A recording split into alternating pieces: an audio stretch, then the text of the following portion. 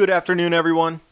As solar cycle 24 continues with the lowest activity in over 200 years, we get Whiteface Mountain with 110 degrees below 0 Fahrenheit wind chill temperatures, which is even colder than the wind chill in Antarctica during the winter there. Boston, minus 9 degrees, coldest since 1957. New records broken across Providence, Boston, Worcester, and Hartford. Minus 37 Fahrenheit in Watertown. A glimpse into the streets in Boston. Record low temperatures set in Elkins, West Virginia, breaking back to 1899. Makes me laugh. New York City officials decide it's too cold for the Ice Fest. Where's all the global warming that we need to heat everything up? Peek into the streets around the snow belt in New York. This is an image of the sun, February 15th. If that sunspot group rotates around with no new incoming sunspots, it will continue to stay cool. That's how much the sun drives our climate on this planet.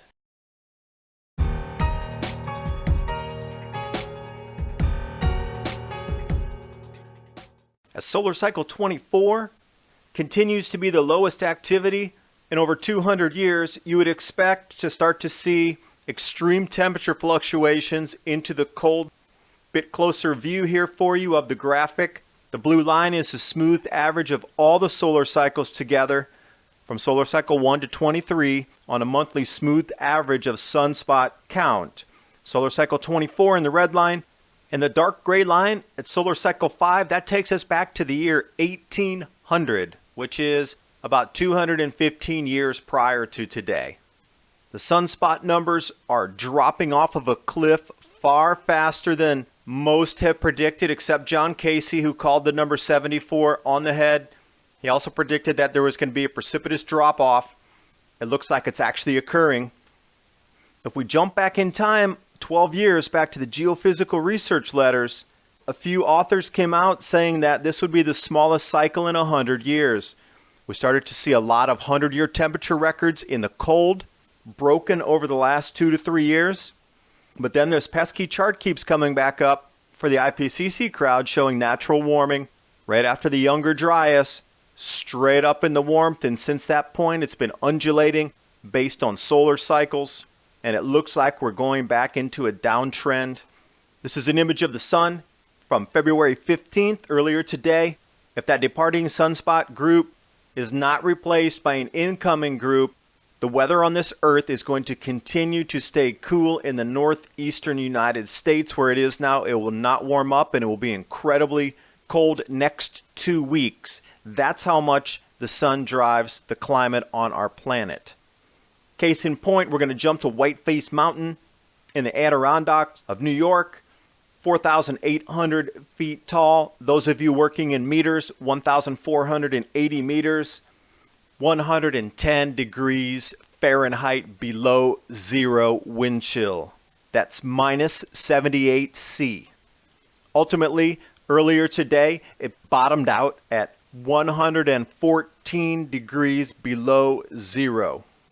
That's not normal. That's colder than Antarctica in the winter for the wind chill. So when you have Antarctic winter wind chill temperatures in the Adirondacks of New York, at 42 degrees north latitude, there is a serious change in the climate going on. IPCC, explain this one away to me, and please do not insult me by saying it has something to do with CO2 creating cold. Boston, minus 9 degrees Fahrenheit, coldest since 1957. Worcester also set a new record of 16 below 0. Minimum temperatures smashed throughout Boston, Providence, Worcester, and Hartford. All the lows are about 2 degrees lower, which goes right into the solar minimum. You would expect a 2 to 5 degree drop in temperatures, and this is fitting right with the model which would be predicted for a grand solar minimum cooling. Logan Airport, coldest it's been since 1943. Minus 37 Fahrenheit in Watertown. Records only go back to 1949, so they can't say it's been any cooler. Just out of default, they can't go back 100 or 200 years. Historic Arctic outbreak. Worcester had the greatest difference at 5 degrees. But again, that fits right in that range of 2 to 5 degrees difference on a grand solar minimum. This is what the streets look like in downtown Boston. This chart is absolutely absurd. Minus 65 degrees wind chill factor. Everywhere you look, it's minus 30, minus 40, minus 50. Right where it says dangerous wind chill, that red is down into the minus 30, 40, 50 range as well. Everywhere it's teal or green is still minus 10 or 20. That chart makes no sense unless we're going into a grand solar minimum. The polar vortex isn't even a vortex. It's more of a bubble of cool that's been cut off that's still pushing south. It's not attached even to a polar low anymore. It's been severed, yet that cool continues to push south. It's surrounded by warm air. It's a bubble itself. It's almost like it's coming down from the troposphere straight down. It's amazing the way this thing has evolved. It was a vortex low, but it just got cut off, but it continued to roll on its own. Now take a look at these temperatures at 7 a.m. Minus 44 degrees, minus 38 degrees, minus 35 Fahrenheit. This is not normal. What happened to the Snowmageddon last month as well? All-time record snows in Washington, D.C., the same area of the country receiving record snows of all time last year. Boston broke the 250-year snow record last year, and now record cold coming. Central Park in New York, coldest since 1979, coldest temperatures since 57 in Boston. I love that headline here. Cold air shatters records in the Northeast. Thank you for calling it the way it is. It's not a cold snap. It's a shattered record. And as would be expected with extreme cold and cold fronts, here is the snow. Up to 3 feet of snow, or 90 centimeters if you're working in metrics. For those of you in Canada and Europe, this is what it looks like on the ground around the snow belt in New York. A few more images for you here. You can discern the cars barely. You can see the snow totals on top of the vehicles there. Make me laugh. New York City officials decided it's too cold for the ice festival in Central Park.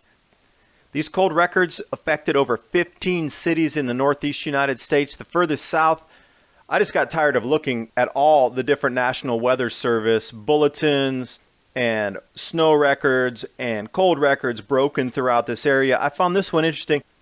Elkins, West Virginia, close to Charleston, record goes back to 1899. Because all those other records around New York and Boston and Buffalo, etc., they only went back into the 1930s, 1920s, maybe 1916. But this one goes back to 1899, which caught my attention. And there is beauty in all of this cold.